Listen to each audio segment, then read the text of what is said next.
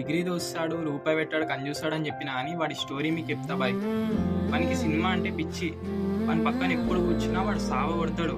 అరే మామ ఏదో ఒక రోజు పెద్ద డైరెక్టర్ అవుతారా, మంచి సినిమా తీస్తారా అని. కానీ ఇదే విషయం వాళ్ళ ఇంట్లో చెప్తే వాడిని ఒక పిచ్చోన్లా చూస్తారు. వానికి నచ్చిన డైరెక్టర్ కోసం ఇవ్వకుండా వానికి నచ్చకుండా డిగ్రీ చేసిండు. ఇప్పుడేమో వాళ్ళ డాడీ చేసే ఫైనాన్స్ని కంటిన్యూ చేయమని ఫోర్స్ చేస్తారు. అయితే ఒక రోజు వాడిని కాల్ చేసిన ఏం చేస్తున్నావురా అని. అయితే వాడు మార్నింగ్ లేచి కలెక్షన్కి పోతే ఇంటికి వచ్చే వరకు నైట్ అవుతుందిరా, ఇవాళ రోడ్ల మీద అటు ఇటు తిరుగుతున్నా, నైట్ పండుకుంటే నిద్ర కూడా వస్తలేదు, అసలు ఏం చేస్తున్నానో అర్థమవుతలేదురా అన్నాడు.